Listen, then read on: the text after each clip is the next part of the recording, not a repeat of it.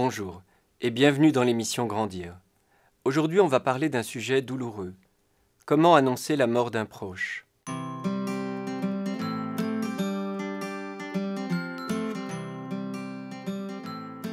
La première chose à éviter, ce serait de cacher la vérité à son enfant.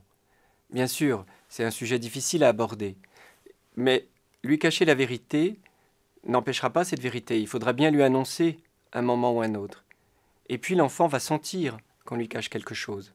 Et il se demandera pourquoi on lui cache. Il va peut-être imaginer qu'il a fait des bêtises s'il voit notre émoi.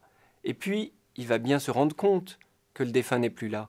Et donc, il questionnera où est-il? Et il verra notre malaise.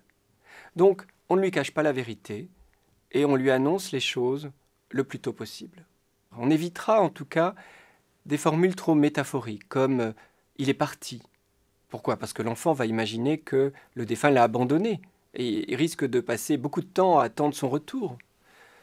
Des formules comme il dort, parce que l'enfant risquerait d'avoir peur de dormir, imaginant que la mort et le sommeil, c'est la même chose. On évitera aussi des formules à l'emporte-pièce comme il est au ciel, parce que l'enfant pourrait être tenté d'aller le rejoindre, ou surtout, il pourrait craindre, comme un enfant que j'ai suivi, tout ce qui vient du ciel. Je me souviens d'un enfant qui avait très peur de la pluie, parce qu'il imaginait que ça provenait de tous les morts qui peuplaient le ciel. On n'attendra pas non plus trop d'émotions de son enfant. Il est possible qu'on annonce la mort d'un proche à son enfant et que notre enfant ne réagisse pas, voire continue de jouer. C'est normal. Il lui faut du temps pour comprendre ce que c'est que la mort.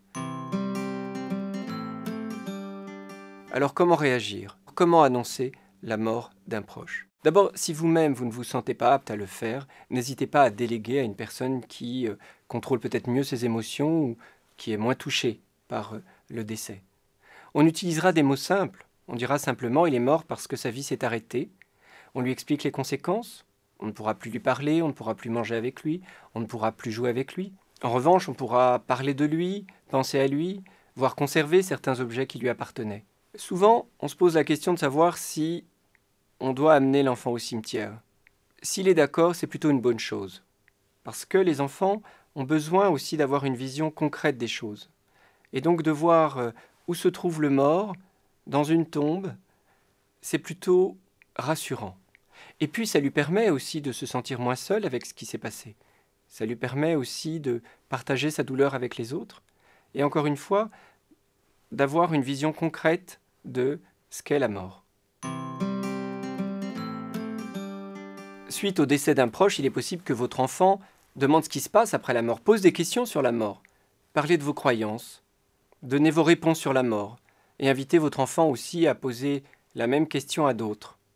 Dites-lui toujours que c'est une question intéressante, même si vous êtes mal à l'aise pour y répondre. Et enfin, parlez aussi de la vie, de l'importance de la vie, du caractère précieux de la vie. Et dites à l'enfant aussi comment prendre soin de lui, comment se protéger. Pas traverser la rue au feu rouge ou bien dormir pour être en forme. Mais dites-lui combien c'est un bonheur de vivre et combien c'est une chance d'être en vie et combien on doit être heureux chaque matin d'être vivant. Merci de votre attention et à la semaine prochaine.